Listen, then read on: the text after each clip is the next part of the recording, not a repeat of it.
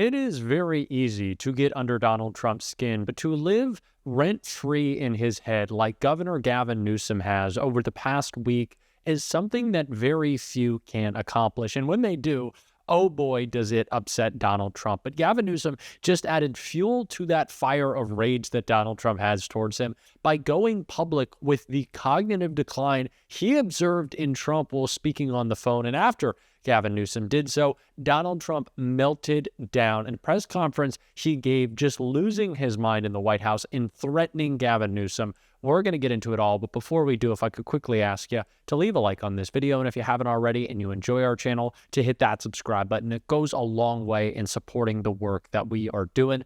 Now, before we can get into Donald Trump's attack on Newsom, I want to see how this speech at the White House started, because it gives some good context for Trump's cognitive decline. New scam, as you know, it's the greatest scam in history, saving American taxpayers hundreds of billions of dollars. The windmills are killing our country, by the way. The fields are littered with them, junk. They're littered with them. And they get older, and they get rusty, and they get bad, and they get... this is other countries also. It's the greatest scam in history. It's the most expensive energy you can buy. They're ugly. A friend of mine comes from Minnesota. He's been in New York. He hit it big. He's a very successful guy, actually. And he wanted to go back, see his mother who's not well, and he went back to Minnesota. Hasn't been back there in 20 years. And he said, it's unbelievable what happened. He said, I'm driving down a highway and up a certain road, and the most beautiful fields. I remember them so well. And I was so looking forward to seeing him again, and I looked at him, and they had windmills all over him, these horrible, horrible structures. He's a very smart guy, this guy. He said, these ugly, horrible things. And he said, it was so bad, I actually drove back to see it because I couldn't believe it. Before I even got to my mother, I drove back. I said, how much do you like your mother? But no, it hurt him to see it. He said, I looked at this field that was one of the most beautiful places in my own mind and imagination that I've ever seen. And I said, it's littered with this garbage. The man is talking about windmills killing our country. This is someone who is clearly unfit for any job, never mind the presidency, and he's continuing to lash out in the most extreme ways possible. This is well documented, that as someone goes deeper into cognitive decline, as someone begins to lose it, as Trump clearly has, they go between further extremes. They oscillate in their crazy behaviors, and that's exactly what we've seen from Donald Trump as he becomes more out of control. And that's observable to everyone, I guess, except the mainstream press, who refuse to cover Donald Trump's cognitive state. But Gavin Newsom is forcing their hand, making sure they do, talking about the call he had with Donald Trump. And we just covered this, but I want to take a look at what Newsom had to say in case you haven't seen it already. Branches he can't handle. Because the other night, or he came out and said that when you guys spoke, he warned you that if you didn't get things under control, he was going to bring in troops. Stone cold liar. Stone cold liar. He made that up, like he makes up so many other things. He never said that.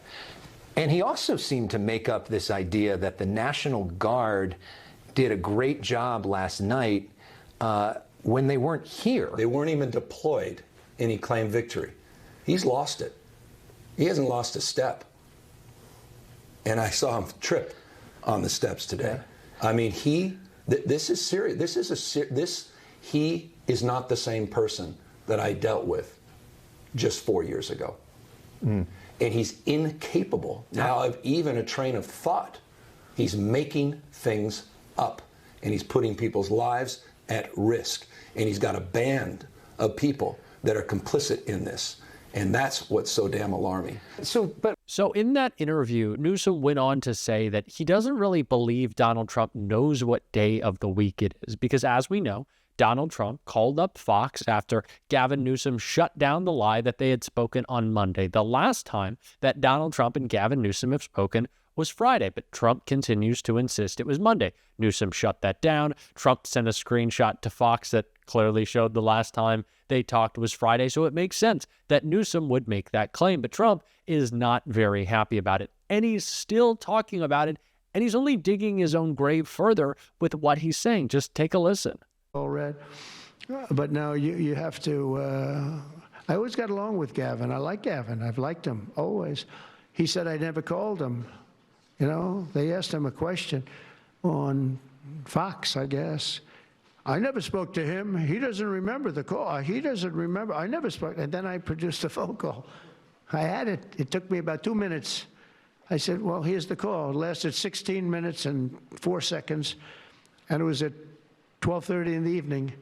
I actually made a call, didn't pick up. I called him a second time, and he picked up. And I told him, I said, you have to get your ass in gear because you're going to have a problem there. So Trump has gotten about a million things wrong in one sentence there, a sentence that he could barely put together. The first one is that Gavin Newsom didn't call up Fox. You did. And you didn't call up Gavin Newsom on Monday. It was Friday.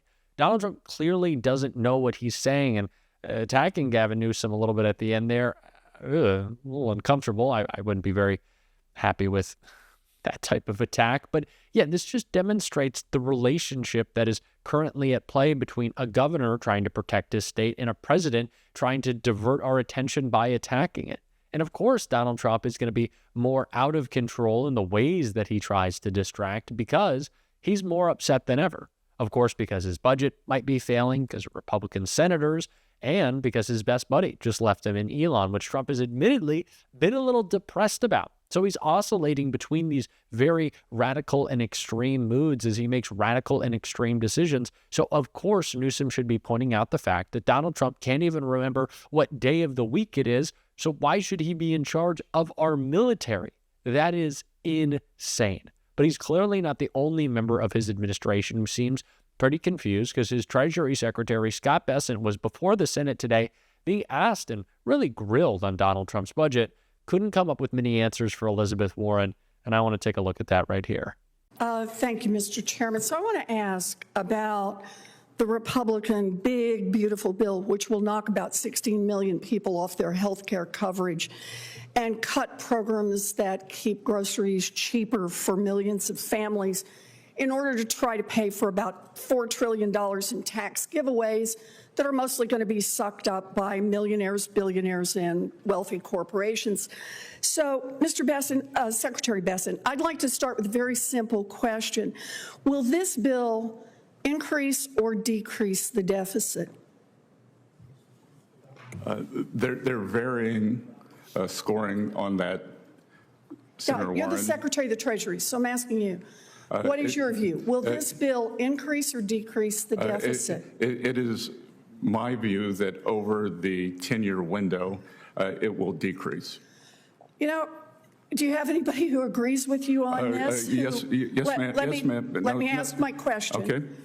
Every credible independent expert agrees that Trump and the Republicans' big, beautiful bill would add trillions of dollars to the national debt and would not even come close to paying for itself. The nonpartisan Congressional Budget Office, the Penn-Wharton budget model, and the Yale Budget Lab all agree on this, and they're looking at 10-year windows, thank you.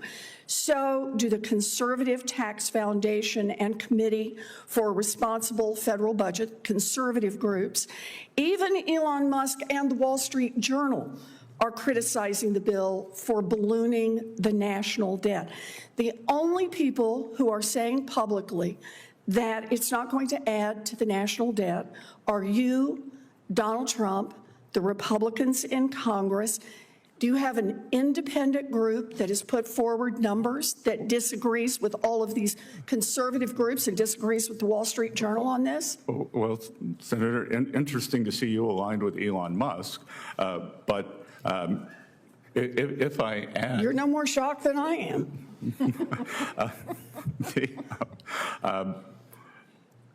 If we want to take the full congressional budget scoring, they predict, and I don't agree with their methodology, they predict a $2.4 trillion deficit. But okay, so the answer to the question is yes. No, but may I finish?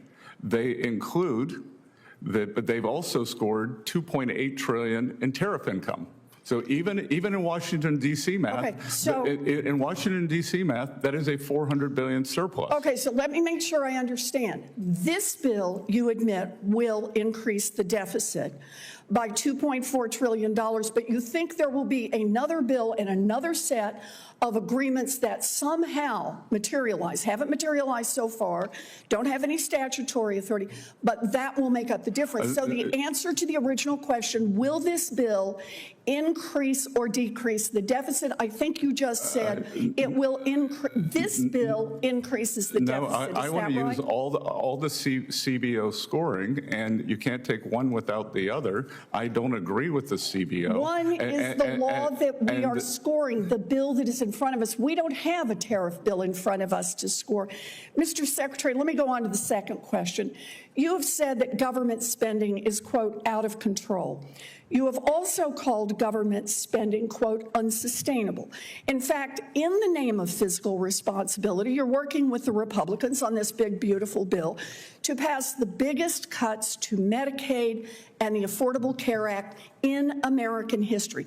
So, Mr. Secretary, help me understand here. Why is the national debt so very important that you're trying to kick 16 million people off their health insurance, but increasing the national debt doesn't seem to matter if you're cutting taxes for billionaires and billionaire corporations?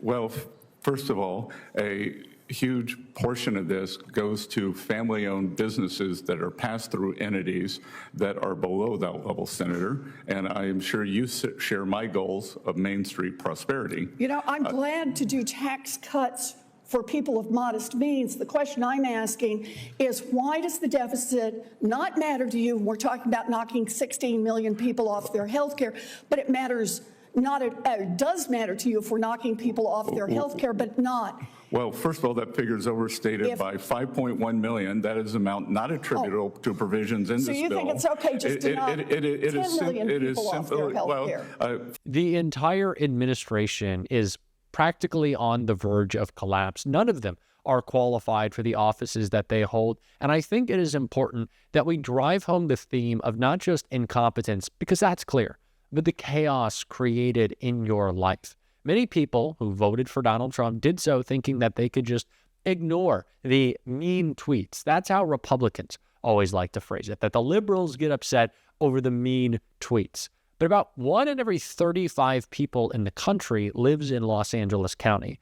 Donald Trump has sicked more troops than are anywhere else in the world on that very small area that is densely populated. So 1 in 35 Americans, just because Donald Trump has lost his mind, are dealing with that chaos. And it's spreading to cities all across the country as peaceful protesters are met with attacks from Donald Trump's thugs. So no, if you voted for this man, you cannot escape his chaos. And that is why everyone needs to be fighting back against it. And if you want to support that, we're doing it on this show.